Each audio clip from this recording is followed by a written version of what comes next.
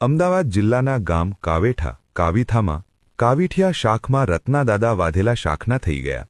તેઓ માતાજીના અનન્ય ભક્ત હતા। તેમને ગાયો ભેંસોનું ઘણું હતું, જે ચરાવવા માટે સીમમાં જતા। રત્નાદાદાને બંસરી પાવો વગાડવાનો વિશેષ શોખ હતો।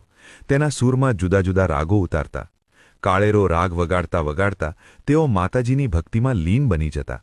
સીમ વગડામાં ખાંડી મલકાવાવના કાંઠે બેસીને એકવાર વાંસળીના સૂરમાં તલ્લીન બનીને માથે લાંબા વાળ ધરાવતા રત્નાદાદા કાળેરો રાગ વગાડી રહ્યા હતા।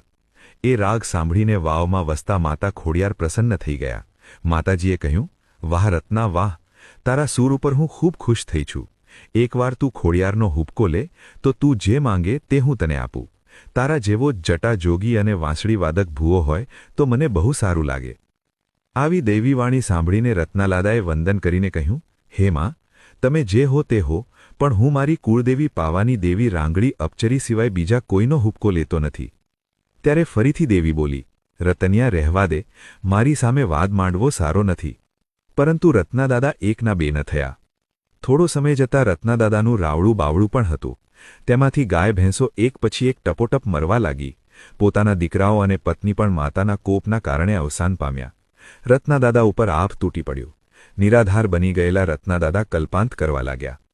આપત્તિવશ પાગલ સમાન બની ગયેલા રત્નાદાદાએ ભગવું ભેખ ધારણ કર્યો અને ખભે કાવડ લઈને જગતમાં સાધુ વેશમાં તીર્થાટન કરવા નીકળી ગયા।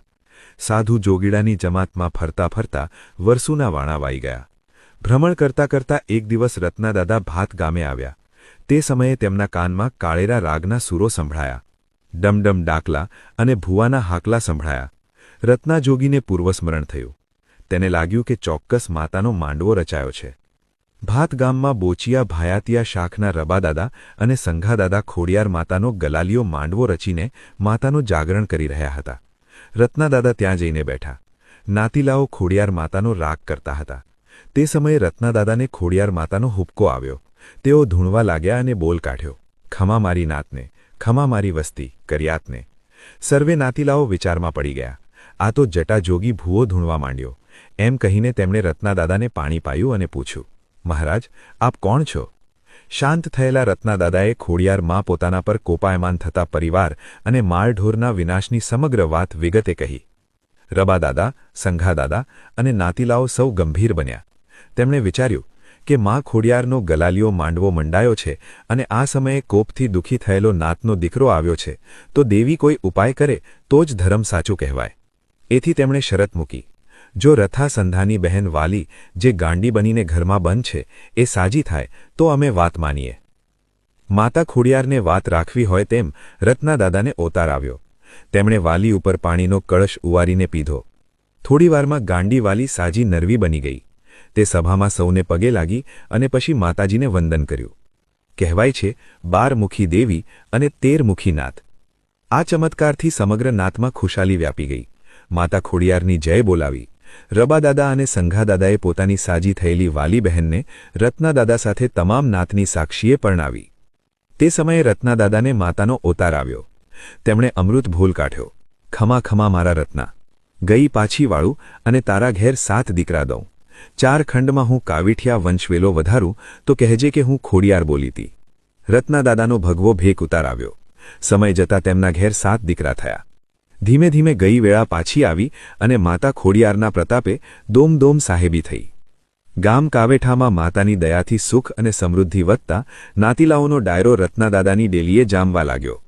હુક્કા પાણી અને કસુંબાની મોજ વચ્ચે કેટલાક નાતીલાઓ બોલ્યા, જો માં ખોડિયાર રત્નાદાદા પાસે હાજરા હાજુર હોય તો બાદશાહનો સોનાનો રત્નજડિત હુક્કો લાવી બતાવો।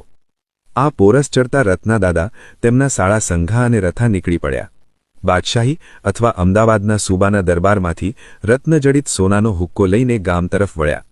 વાતની જાણ થતાં બાદશાહી ફોજ પાછળ પડી। કાવેઠા આવી નાથસભામાં રત્નાદાદાએ હુક્કો ભરીને સૌને પાયો। તે સમયે બાદશાહી ફોજ આવી પહોંચી। રત્નાદાદા અને રથા સંધાએ શૂરવીરતાથી ધીંગાણું કર્યું, જેમાં રબાદાદા અને સંઘાદાદા વીરગતિ પામ્યા। રત્નાદાદાનું મસ્તક કપાઈ ગયા બાદ પણ તેમનું ધડ લડતું રહ્યું અને સૈન્યનો કચ્ચર ઘાણ બોલાવતો રહ્યો। અંતે તેમના શરીરમાંથી ફૂલોનો ઢગલો બની ગયો। આ પરચો જોઈને સેનાપતિ બોલ્યો, આ રત્નો તો કોઈ ઓલિયો પીર છે। એ રીતે કાવેકા બદરખા ગામમાં તેમની કબર સમાધિ બનાવી। લીલી ચાદર ઓઢાડી પગે લાગી ફોજ પાછી વળી ગઈ. આજ સુધી રત્નાદાદાની સમાધિ હાજર છે અને તેઓ રતનસિંહ પીર તરીકે ઓળખાય છે. એવું કહેવાય છે કે રતનપીરના પ્રતાપે કાવીઠિયા શાખમાં આજે પણ ખૂબ કહળ જોવા મળે છે.